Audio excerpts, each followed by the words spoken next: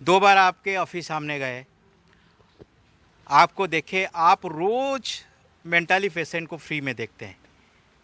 नील माधव रथ जी हैं, SCB medical college psychiatrist department से retired हुए हैं और रिटायर्ड होने के बाद रोज़ फ्री में पेशेंट को देखते हैं, मरीज को देखते हैं, मेंटली डिस्टर्ब जो पेशेंट है। और मैं 2 बार गया हूँ और मैंने देखा हूँ, मैं जज किया हूँ, पेशेंट को डांटते भी हैं, फिर इसके बाद प्यार भी करते हैं, फिर कहते हैं ठीक हो जाएगा। और आपको एक कहानी बताता हूँ। आज जो मैं आ रहा था 11 बजे, हम गाड़ी में निकल रहे थे। आज सर का छुट्टी है क्योंकि आज वो एनजीओ अलग अलग जगह जाते हैं जहाँ पर जाकर वो पेशेंट को देखते हैं। जैसे आज इधर आए हैं हमारे साथ, तो एक पेशेंट ऑटो से उतरे तो सर के नज़र पड़ा कि वो ऑटो से उतर रहे हैं, तो सर ने अपनी गाड़ी रोके, बोले रुक जाओ, और गाड़ी से निकले और फिर उनका वहीं पे बाहर, गेट के बाहर उनका पर्ची देखे और उनको जो दवाई लिखना है या जो सलाह देना है वो दी हैं। तो आप सोच सकते हैं कि आजकल जब डॉक्टर पैसा कमाने के लिए अपनी सारा ज़िंदगी लगा देते हैं, रथ सर एक ऐसा डॉक्टर हैं जो पैसा नहीं बल्कि लोगों को ठीक करने के लिए अपना ज़िंदगी लगा दिए हैं। और सबसे बड़ी बात मैंने सुना हूँ, लोग इनसे इतना प्यार करते हैं क्योंकि कोई पैसा नहीं लेते हैं। रोज़ 100 पेशेंट देखते हैं, कभी किसी से पैसा नहीं लेते हैं और लोग इतना प्यार करते हैं। मैंने सुना हूँ कि कोई कभी साग लेकर आ जाता है, कोई सब्जी लेकर आ जाता है, सर प्यार से उसको रखते हैं, लेकिन इसके बाद उसको लेकर बस में बैठा देते हैं और बस का टिकट देते हैं। तो आप समझ सकते हैं कितना अच्छा काम कर रहे हैं। वो तो एक कहानी है, लेकिन दूसरी जो सबसे बड़ी कहानी है वो है इस आसरा मिशन। इनके बिना वो बन नहीं सकता था। यही ही इसके मेन जो फाउंडर आप कह सकते हैं, जो दिमाग लगाया है, इन्हीं सर का ही है, रथ सर का है, जिसकी वजह से आज इतने सारे लोग पूरी उड़ीसा से, बाहर के स्टेट से यहाँ पर आते हैं और ठीक होकर जाते हैं। ये बहुत बड़ी बात है। लेकिन आजकल मीडिया में आपको ऐसा स्टोरी कभी नहीं देखने को मिलेगा। आप हिंदू मुस्लिम करते रहिए, आप लोग राजनीति करते रहिए, लेकिन जो लोग अच्छे काम करते हैं उनके लिए स्टोरी नहीं बनता। ये चाहते तो रोज़ हज़ारों रुपया कमा सकते थे, लेकिन नहीं, ये समाज सेवा करना चाहते हैं, ऐसे मरीजों के लिए काम करना चाहते हैं जिनका मेंटल, जो लोग स्टेबल नहीं है। सर, आपको बहुत बहुत धन्यवाद, आप इतना अच्छा काम कर रहे हैं। और सबसे बड़ी बात तो मुझे ये बताइए, ये जो मिशन आपने बनाया है, कैसे आप पे दिमाग में आया, कैसे आपने इसको शुरू किया? मैं पहले सर्जन बनना चाहता था। बचपन में 4 साल में मर रहा था, एक डॉक्टर ने मुझे बनाया था। उन्होंने बोला था कि मैं सर्जन बनूंगा। उसको मैंने देवदूत समझा। उन्होंने हमारे घर से पैसा नहीं लिया। मेरे पिताजी बहुत बड़े टीचर थे उस इलाके के, और वो काफ़ी बारिश में नदी पार होके, ब्रिज नहीं था, वो हमारे घर आए थे। तो वो जो 4 साल का सपना था, मैंने सोचा कि एक डॉक्टर बनूंगा। वो ने बोला था मेरे पिताजी को कि मैं सर्जन बनूंगा, तो मैंने बोला मैं भी सर्जन बनूंगा। मेडिकल कॉलेज के 4th ईयर में सर्जरी एनाटॉमी में जब हाइस्ट रखता था, मैं सर्जन ही बन जाता, मगर सोशल सर्विस भी करता था। एक मरीज फुलमिनेंट हेपेटाइटिस में आई थी, तब hepatitis A, B, C Australia antigen discovery नहीं हुई थी, तो मुझे भी जंडिस हो गई। उसके डेड बॉडी को लावरेज था, उसके पिताजी काफ़ी बूढ़े हो गए थे, तो हम 3 आदमियों ने लेके उनको नदी में दफनाया, और तब मुझे इन्फेक्शन हो गई। और 8 दिन 10 दिन के बाद मैं 8 दिन के लिए कोमा में चला गया, और उसके बाद जब रिकवर किया लिवर वार्ड में, तब एक आदमी नहीं बचा था। तो नर्स से मैंने पूछा कि दीदी जी वो मरीज कहाँ गए? बोले सब मर गए हैं, आप सिर्फ जिंदे। तब मैंने सोचा कि शायद ईश्वर की कृपा है कि इस फुलमिनेंट हेपेटाइटिस से मुझे जिलाया है। तो वही डॉक्टर जो पैसा नहीं लिया था, मैंने सोचा कि एक अच्छा डॉक्टर बनना है। फिर 8 महीने के लिए मैं बिछौने में गिरा रहा, क्योंकि हेपेटाइटिस का जो जंडिस घटा नहीं, बिलीरुबिन काफ़ी हाई रहा, मैं वीक हो गया। तो 4th ईयर में थी, फाइनल एग्जाम थी, पढ़ भी कंसंट्रेट नहीं कर पाता था। सोचा कि शायद मेडिकल छोड़ दूँ। अच्छा लड़का था, प्रतिज्ञा करके मेडिकल में डॉक्टर बनना था मुझे। तो मैं एक सर्टिफिकेट के लिए नेशनल स्कॉलरशिप था मेरा, तो मैं मेंटल हेल्थ के जो प्रोफेसर थे विमर दत्त, उनके पास गया। वो एसोसिएट प्रोफेसर थे। बोले देखो मैं ऐसा सर्टिफिकेट नहीं दूंगा कि तुम डॉक्टर नहीं बन पाओगे। इतने अच्छे स्टूडेंट हो, तुम्हें डॉक्टर बनना है। अगर तुम इंग्लिश लिटरेचर पढ़ना चाहते हो तो मेंटल वर्ड को चले आओ, ये एक लिविंग लिटरेचर है। उन्हीं का जो प्रेरणा था, तो मेडिकल में कंपटीशन हुई थी पेपर रीडिंग के क्लिनिकल, उन्होंने एक साइकेट्री टॉपिक दी, मैं वो खड़ंगा शील्ड प्रोफेसर मधुसूदन खड़ंगा शील्ड जीता। तो उन्होंने बोला कि तुम बहुत अच्छे साइकेट्रिस्ट बनोगे। मेडिकल कॉलेज उड़ीसा के जो सबसे बड़ा पहला बैच का जो बेस्ट ग्रेजुएट थे वो पार्थोराव थे, जिन्होंने हॉस्पिटल किया है। तो आप उन्हीं की तरह एक अच्छे लड़के होके तुम एक अच्छा साइकेट्रिस्ट बनोगे, एक अच्छे टीचर बनोगे। भाभा में भी मैंने नौकरी पाया था, दूसरी जगह भी पाया था। उन्होंने बोला कि मेडिकल टीचर बनो, तुम अच्छे पढ़ा सकते हो। तो मैं इधर उधर होके मेडिकल कॉलेज में डॉक्टर बना, मेंटल का डॉक्टर बना। मुझे बहुत डॉक्टर के साथ लड़ाई करनी पड़ी एक सीट के लिए, डायरेक्ट सीट के लिए। वो सब टीचर थे, डीपीएम किए हुए थे, एमडी सीट उड़ीसा में एक खोला था।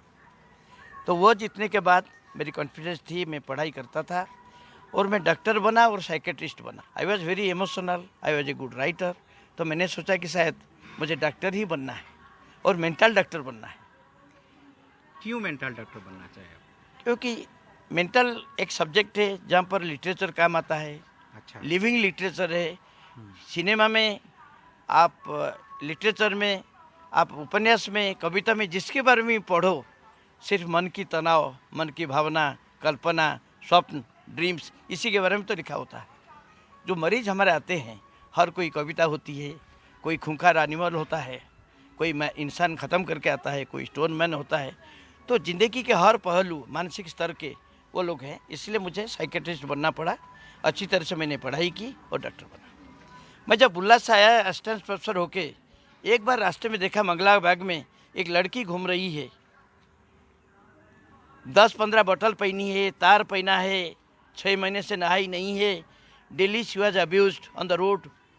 उसको देखने के बाद मेरी आंखों में आंसू आ गए। मैंने सोचा कि हमारी पढ़ाई और हमारा हॉस्पिटल क्यों, हॉस्पिटल में तब बिना अटेंडेंट के मरीज नहीं रखते थे। तो हर एनजीओ से मैंने अपील की कि मेडिकल चिकित्सा मैं हर हफ्ते जाके दूंगा। आजकल लॉन्ग एक्टिंग किताबें भी उस दवाई भी आ गई है, इंजेक्शन भी आ गई है, चल के करता है। हाँ, तो आपको कोई तकलीफ नहीं होगी। तो उसके बाद उस मंगला को देखा और सबसे अपील की।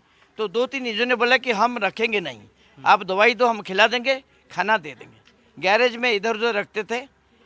गोविंद जी तब वहाँ बात्या आया 1919 में, 1999 में। तो वो लोगों को रास्ते में घूमते हुए खाना वगैरह देता था, रिलीफ देता था, और मरीजों को भी मेंटल पेशेंट ला के मुझसे दवाई लेके जाता था, गोविंद पटनायक जी। तो वो रास्ते में छोड़ देता था। तो एक बार मैंने उसके ऊपर चिल्लाया, वो मेरे दोस्त का छोटा भाई था।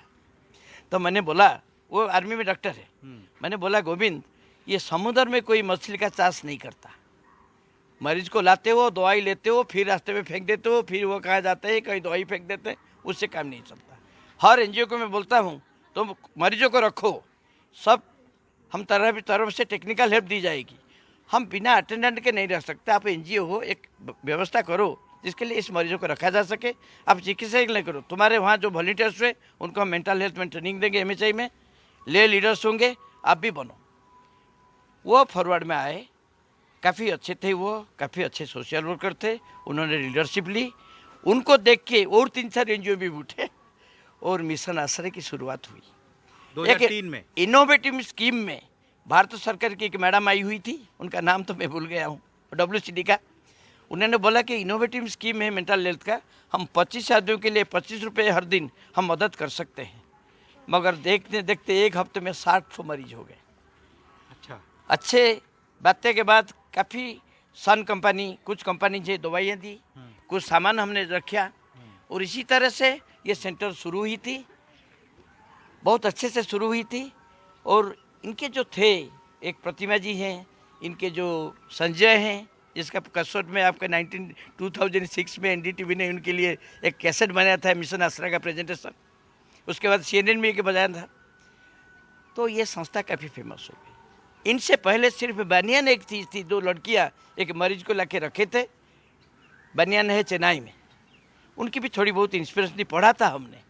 मगर सचमुच पहली बार हमने सोचा कि इन मरीजों की मदद कैसे की जाए। हमारा डिग्री, हमारा सर्टिफिकेट सब बेकार है अगर हमारे मरीज रास्ते में इस तरह से घूमे।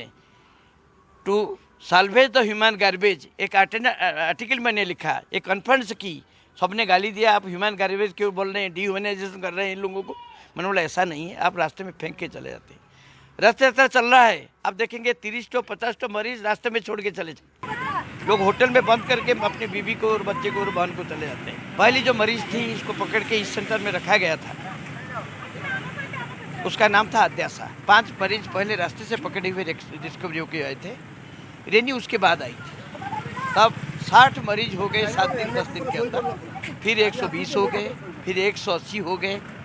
सबका कागज़ सबका हर हफ्ते में मैं आता था। फिर मेरी बुर्ला ट्रांसफ़र हो गई थी, वहाँ से हर शनिवार को मैं आया। मुझे याद है गोविंद जी ने बोला कि सर आप तो चले जाएंगे बुर्ला, बच्चों को इधर छोड़ के, हमें डॉक्टर कौन मिलेगा। एक डॉक्टर से उन्हें कॉन्टैक्ट की, उन्होंने बोला कि 1 घंटे में मुझे 5,000 रुपये चाहिए, तो आप 40,000 अगर डिपॉजिट करोगे, संडे में 1 घंटे के लिए मैं जाऊँगा आपको। 1 घंटे के लिए 10,000? 5,000। 5,000 2 घंटा दूंगा तो 10,000। डॉक्टर ने बोला? डॉक्टर संडे में आएगा? संडे में आएगा। अच्छा। तो गोविंद के आंखों में आंसू आ गया। उन्होंने मुझे बोला कि आप तो चले जाएंगे, आपके मरीज को क्या करूँगा। मैंने उससे बोला चिंता नहीं करो, मेरे बच्चे इधर हैं, आपको 1 दिन ओछा भर है, शनिवार के सुबह आऊँगा, मैं शाम को जाऊँगा। और मेरे जितने अच्छे कंपनीज हैं जिनकी दवाई लिखता हूँ, मैं बोलूँगा कि एक एक मरीज के लिए वो दवाई देंगे। और हमारे काफ़ी दोस्त हैं डॉक्टर लोग, डॉक्टर मानिया थे, वो चले बसे हैं, और काफ़ी डॉक्टर हैं, सर्जन हैं, जिन्होंने वो मेरे साथ आए।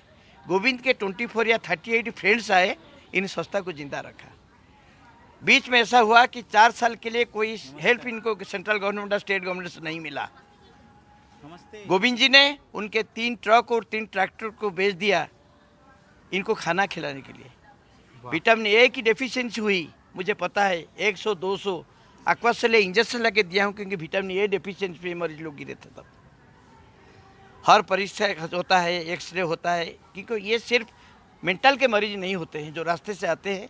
चौम, खुजली, स्किन का एब्नॉर्मल होता है, और कई लोगों के ऊपर लोग इतने अत्याचार करते हैं, कोई गर्म पानी, कोई तेल डालता है इन मरीजों के ऊपर, वो जले हुए होते हैं। कभी पस हो गया है घाव में किसी एक्सीडेंट में। कई लड़कियां हैं जिनको इस किसी रास्ते के नीचे से आश्रय के लोगों ने रिकवर किया है। तो ये दुख का चीज़ तो है सर जी, मगर सच्चाई है कि इंसानियत जिंदा है। और काफ़ी सेंटर है उड़ीसा में आश्रय के बाद जो इन मरीजों को रखते हैं। पहले लोग अनाथ बच्चों को रखते थे, बूढ़ों को भी मदद देते थे ओल्ड एज होम में, क्योंकि इन मरीजों को रखना मुश्किल है, यही सोच के नहीं रखते थे। तो हमने काफ़ी गवर्नमेंट की सपोर्ट से मेंटल वार्ड में एक डिस्ट्रिक्ट वार्ड बनाया। इनको पहले हम चिकित्सा करते हैं, थोड़ा सा सेवा करने पर, थोड़ी सी स्थिर होने पर, थोड़ी सी बात मानने पर, जब अच्छे हो जाता है एक्यूट स्टेट में, उनको रिहेबिलिटेशन के लिए इधर लाते हैं, इधर इनको ट्रेनिंग दी जाती है। ये हॉस्पिटल की सबसे अच्छी चीज़ है। आपने जिस अटेंडेंट को भेटा, क्योंकि ये मेरी एक हॉस्पिटल है, 4-5 तो मेरा एक्सपीरियंस आपको घुमाऊंगा मैं।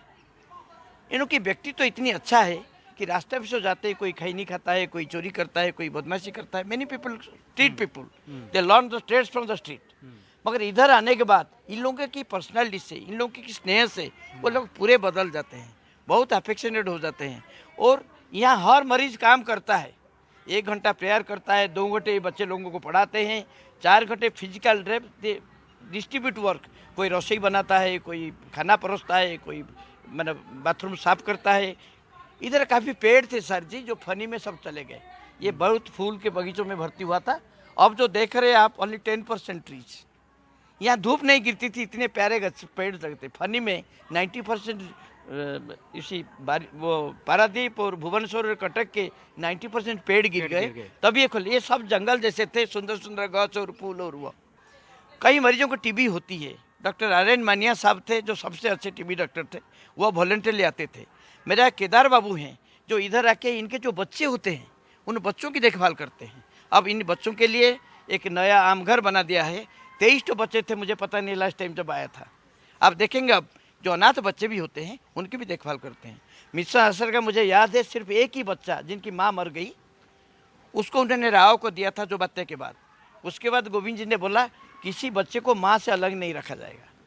तो सब बच्चे यहीं के हैं, वे पढ़ाई करते हैं। गोविंद जी का एक अच्छा डीएवी स्कूल है, उनकी बीबी उधर हेडमिस्ट्रेस है, तो उन बच्चों को वहीं पढ़ाया जाता है। वाह, वेरी गुड। मतलब आप देखिए, गोविंद जी से मैं बता देता हूँ इंट्रोडक्शन क्या है कि हम तो उनसे बात करना चाहते थे, लेकिन अब वो पूरी गए हुए हैं क्योंकि रथ यात्रा है। और हमको सुनने को मिला वहाँ पर अभी काफ़ी सारे जो मेंटल पेशेंट है मिलेंगे, क्योंकि लोग घर से लेकर आएंगे और पुरी में छोड़ के चले जाएंगे। भारत पे एक विश्वास है कि पुरी के रथ के जो होता है, जो रस्सी खींची जाती है, हाँ। उसको छूना देने पर मेंटल लोग अच्छा हो जाता अच्छा हो जाते। है। भीड़ के अंदर वो छुड़ा के पेशेंट को चले जाते हैं। देखिए तो सर हाथ छुड़ा है जात हो दुर्बल जानकर मई, वो लोग दुर्बल हैं, उनको हाथ छुड़ा के फिर भाग जाते हैं। तो वही तो उन्हीं को रेस्क्यू करने के लिए अब इनका कैंप गया हुआ है। हाँ, उन्हीं को रेस्क्यू करने के लिए गोविंद जी का कैंप गया हुआ है और वो उनको रेस्क्यू करेंगे और अपनी जो सेंटर है वहाँ लेकर आएंगे। तो कितना अच्छा काम कर रहे हैं आप देखिए। अब मैंने जो फ़ोन किया अभी नहीं, वो 4 दिन से वहाँ पर हैं। मैं लगातार फ़ोन कर रहा था तो बोले मैं नहीं आ सकता क्योंकि अभी मुझे यहाँ पर काम बहुत करना है और हमारी सेंटर यहाँ पर लगा हुआ है। तो सर मान गए फाइनली। सर तो आते रहते हैं यहाँ पर, मतलब लोगों को मैं देखने कभी के कभी लिए। आता हूँ, कोरोना हाँ। के बाद मैं घर में उधर कटक में देखता हूँ। हाँ। और 170 पेशेंट को एक संस्था में कल भी ले जाऊंगा आपको दिखाने के लिए। हाँ। जो कोरोना में मेडिकल कॉलेज में भी एडमिशन नहीं हुए, यहाँ सर के पास आते थे। मेरे पास आते थे और हर रोज मैंने बिना डरे देखा हूँ। कोरोना तो मुझे नहीं हुआ, वैक्सीन तो ले गया हूँ सचमुच, मगर वैक्सीन लेने बिना भी I have seen those patients and many good volunteers will be finding out like तो कोरोना के समय में? अच्युत जी कोरोना के टाइम में they have done human service. एक जो मंगला जी को आप देखेंगे जननी मंगला में, जी को कल देखेंगे और कल वहाँ पे देखेंगे, बात करेंगे उनके बारे में। और उनका फोटो भी वहाँ होगा। मेरे एल्बम में कभी कभी होगा, कभी कभी जो एल्बम में फोटो बच जाता है मैं उनको डाल देता हूँ। नहीं, वो आप फोटो दीजिएगा। और आप मुझे ये बताइएगा, आप और एक केस स्टडी के बारे में यहाँ बता रहे थे जो बॉम्बे से आई थी, आपको लगा कि जी। वो कोई प्रोड्यूसर का बेटी है। वो एक मूक होके आती थी, वो लाल साड़ी पहनी हुई थी और सफेद चूड़ी राजस्थानी जैसे इतनी लंबी, अच्छा। इतनी शांत थी, इतनी डिग्निफाइड थी। उसने बोला कि एक पिक्चर का शूटिंग से प्रोड्यूसर की बेटी हूँ मैं, मेरा हीरो चला गया और कोई आदमी मुझे कि पान दे दी, उसके बाद मुझे कुछ पता नहीं। और भुवनेश्वर में पुलिस लाके इधर आई। इतनी शांत थी, हमने उसका नाम निकनेम शीतल रखा। 4 साल तक वो रही शीतल बन के। शांत थी, बातचीत ज़्यादा नहीं करती थी, मगर हर काम वो बोलती थी सिर्फ मैं बिना काम किए नहीं खाऊंगी। तो हर काम वो करती थी, सब मरीजों की मदद करती थी, बच्चों को नहा लेती थी। She was one of the best girls I ever seen in life. 4 साल के बाद उसको एक फ़ोन नंबर याद आया। उस फ़ोन नंबर देने पर हमने जब फ़ोन की तब पता लगा कि उसका स्वामी बॉम्बे में नहीं है। बॉम्बे को भी भेजा हम पुलिस को, उसके फ़ोटो वगैरह, वो कुछ पता नहीं पाए। मगर वो फ़ोन नंबर लगा दुर्ग को। दुर्ग के उससे पति ने पकड़ा, बोला कि तुम झूठ बोलो, वो जिंदी है अभी तक, मतलब वो हमारे पास है, उसी साड़ी और उसकी ड्रेस पे फोटो देखो उसका। तो फिर उन्होंने बातचीत की उससे। वो बोलती थी मेरा एक बच्चा है 4 साल का, 4 साल हो गए हैं। वो बच्चे के बारे में पूछती थी, फिर नाम भी बताया। फिर उसके पति के साथ बातचीत की, पति को विश्वास आया, वो लाके इधर आया अपनी बीवी को लेने के लिए, कितने प्यार से, और बच्चे को भी लेके साथ आया था। That was very emotional scene. और एक होटल में मैं आया था किसी मरीज ऑफिशियल काम में, जो सेंट्रल वैक्सीन बन रही थी उसके अंदर मैं बिजी था। उसका डायरेक्टर था मेंटल हेल्थ का और स्टेट एडवाइजर था नेशनल मेंटल हेल्थ के नोडल ऑफिसर में था।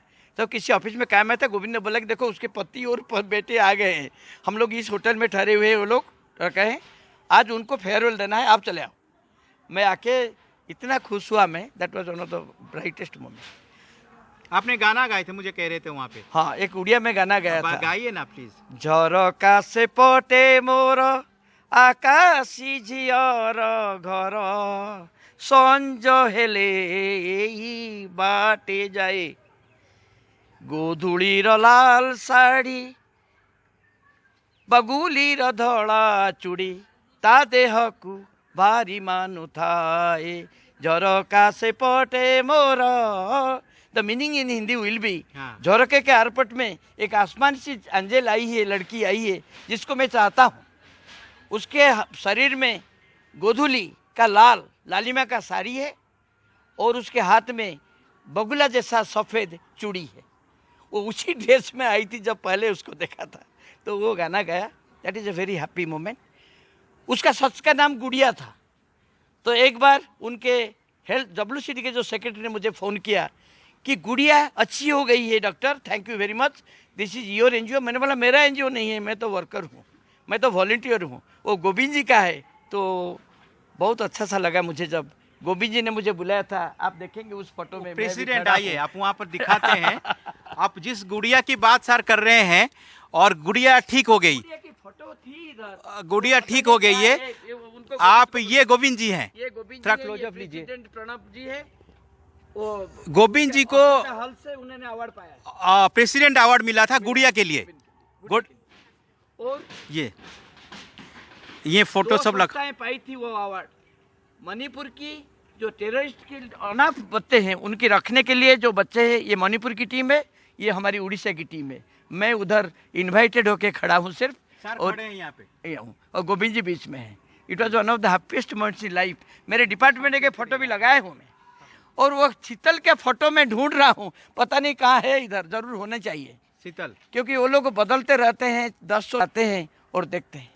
उनका रियूनियन का फोटो होगा इधर कहीं, क्योंकि मैं तो देखा हूँ। बहुत अच्छी बात है, गुड़िया की वजह से आप लोग को जो गोविंद जी को राष्ट्रपति पुरस्कार मिला, और आप वहाँ पर गए थे। हाँ, मैं और गया हूँ, खड़ा हूँ आप मैं। वहाँ पर खड़े हैं, यंग हैं आप उस समय, और आप देखिए इतना अच्छा काम तो कोई करता नहीं है। सुनिएगा, ये हमारे लिए प्रोफेशन नहीं है, सिर्फ डिवोशन है, एक प्रेयर है लॉर्ड जगन्नाथ की, जो पतितपावन जिसको बोलते हैं ना, जिसकी रथ यात्रा है परसों, उन्हीं के नाम पर आप सोचिए, हम जो रथ होते हैं उड़ीसा के, उन्हीं के दास होते हैं, उनके भक्त होते हैं, उनके पुजारी होते हैं। मैं जिंदगी में सोच लिया हूँ, डॉक्टर का जो प्रोफेशन होता है वो एक सिर्फ डिवोशन होता है। We are going on taking care of life which is not ours. और ये सबसे बड़ी बात देखिए सर का है, अगर ये चाहते तो खूब पैसा कमा सकते थे। सर पैसे कहाँ लेना है? नहीं, वही मैं कह रहा, राम जी कुछ नहीं लिया, रावण भी कुछ नहीं लिया। लेकिन हम क्या लेके ये जाने वाले? रोज 100% फ्री में देखते हैं, मैंने बताया। आप फ्री में मत बोलिएगा, सरकार मुझे पेंशन देता है, उसी गरीबों की पैसा है वो। हाँ ठीक है, लेकिन आजकल डॉक्टर जो काम करते हैं पेंशन लेने के बाद भी वो अपना धंधा करते रहते हैं। आपको पता है कि हमारी मेडिकल सिस्टम सबसे सड़ा हुआ है, और आप भी जानते हैं अच्छी ढंग से, कुछ तो यहाँ पर सुविधा रहा नहीं। लेकिन आप जैसे कुछ डॉक्टर हैं जो इसको बचा के रखे हैं, और मैं तो भावुक हो जाता हूँ आपके बारे में सुनने के बाद। और इन लोगों को सुनिएगा, आप मुझसे ज्यादा भावुक नहीं, जो सोल्जर गढ़वाल में काम करता है, जो सीएचएम में खड़ा है, जो एसओजी जवान माओवादी के पीछे भागता है, टेररिस्ट के पीछे, जो मेरे गांव में हल चलाता है हमें दुनिया दाना के लिए, उससे तो बड़ा काम नहीं करता मैं।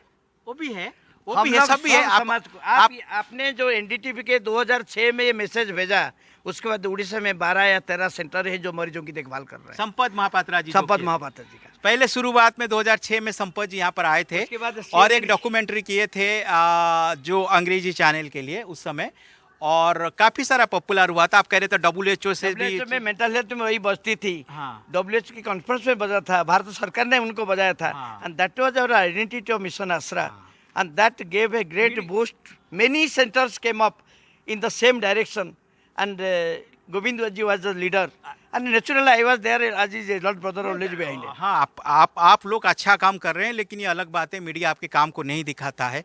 मीडिया तो आजकल हिंदू मुस्लिम डिबेट में बिजी है, वो बिजी रहेंगे, लेकिन ऐसे काम को दिखाने के लिए बहुत कम चैनल है या बहुत कम लोग हैं जो दिखाते हैं। हम भी कोई बड़ा काम नहीं कर रहे, ये हमारा ड्यूटी है, मीडिया का ड्यूटी है कि ऐसा स्टोरी दिखाए।